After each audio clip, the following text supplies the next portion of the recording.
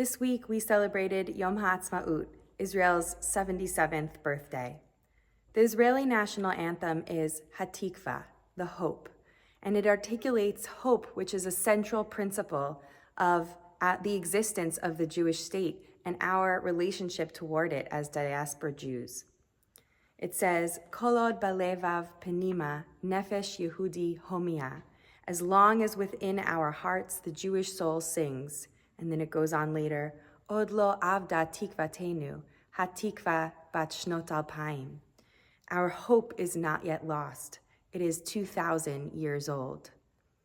Lihiot am chofshi be'artzenu, Eretz Zion Yerushalayim. To be a free people in our land, the land of Zion and Jerusalem.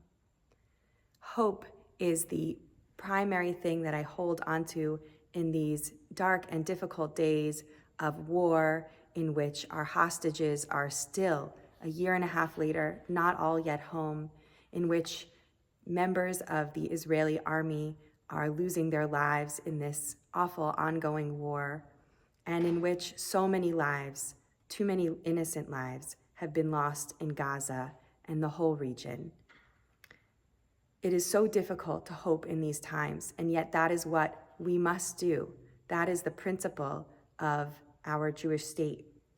And hope is a difficult thing. It's different than optimism.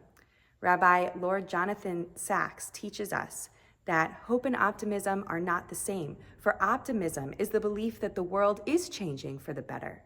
And hope is a belief that together we can make the world better.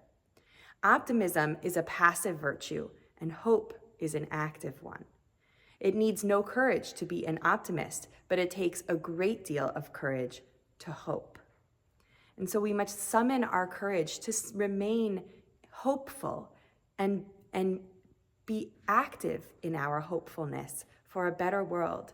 And hope more than optimism, just that the situation will work out somehow. Hope means investing in that future we want to see, in a land that is home to all peoples, including the Jewish people, holding it sacred for us and for all who hold that land sacred.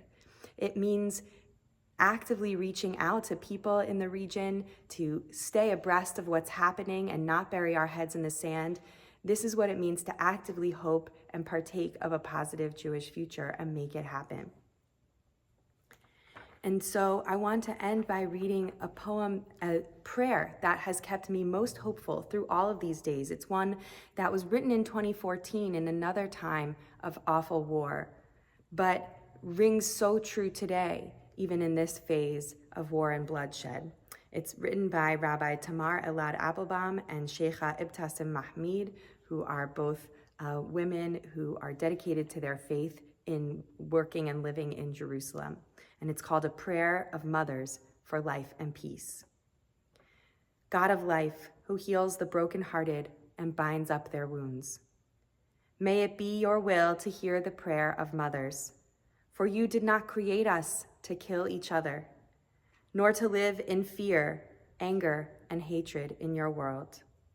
But rather you have created us so that we can grant permission to one another to sanctify your name of life, your name of peace, shalom, salam, in this world.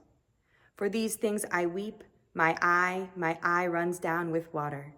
For our children crying at nights, for parents holding their children with despair and darkness in their hearts, for a gate that is closing, and who will open it before the day has ended. And with my tears and prayers which I pray, and with the tears of all women who deeply feel the pain of these difficult days, I raise my hands to you. Please, God, have mercy on us. Hear our voice that we shall not despair, that we shall see life in each other, that we shall have mercy for each other, that we shall have pity on each other, that we shall hope for each other, and we shall write our lives in the book of life. For your sake, God of life, let us choose life. For you are peace, shalom, salam. Your world is peace, and all that is yours is peace, and so shall be your will, and let us say, Amen. So may it be this year and forever into the future, and so may we hope.